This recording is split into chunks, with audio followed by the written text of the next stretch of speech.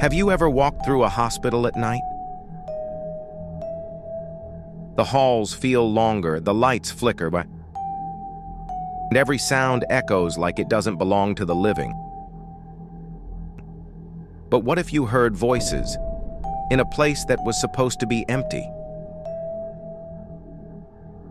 It was 11:45 p.m.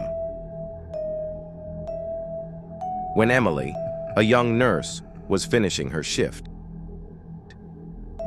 Most of the patients were asleep. The halls were unusually quiet, and the storm outside made the windows rattle.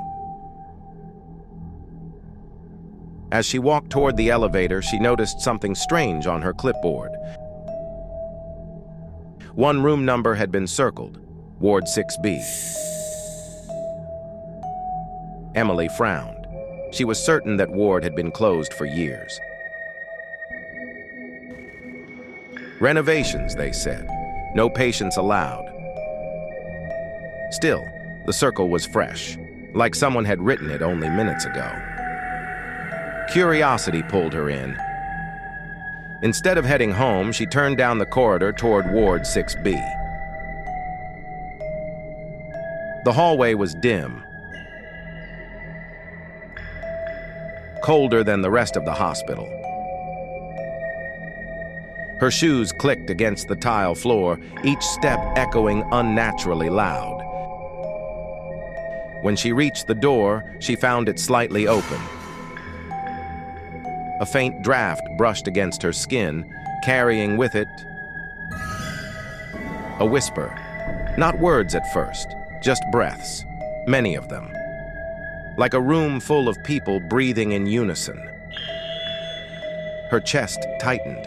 She should have left, but instead, she pushed the door open. The ward was dark, but the outline of beds was visible, rows and rows of empty beds. Or at least, they looked empty. Emily called out softly, "Hello? Is anyone here?" And that's when she heard it. Voices. Dozens of them, whispering, all at once. She couldn't make out what they were saying, but it was urgent. Overlapping, rising and falling like waves. Her hands trembled as she fumbled for the light switch. But the moment the light flickered on, the voices stopped. The ward was completely empty. Every bed was made, every chair neatly tucked. Not a single soul in sight.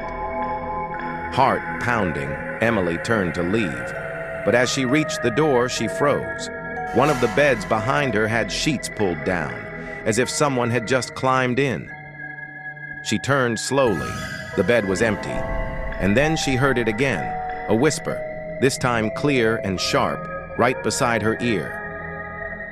"Don't leave us!" Emily screamed, stumbling backward, her eyes darting around. Every bed now was occupied. Figures lay under the sheets, their faces pale, their eyes sunken, their lips moving in unison as they whispered the same phrase. "Don't leave us. Don't leave us. Don't leave us." She bolted out of the ward, her footsteps slamming against the floor.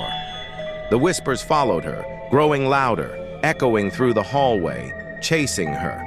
When she finally reached the elevator, she jammed the button with trembling hands. The doors opened. She rushed inside, gasping for breath. But just before the doors closed, she looked up. Inside the elevator's mirrored wall, she wasn't alone.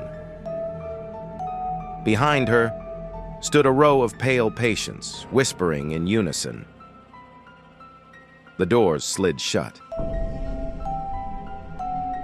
Emily never spoke about that night. She quit her job a week later, moved to another city, and refused to set foot in a hospital again. But sometimes, late at night, when she lies awake, she swears she still hears them.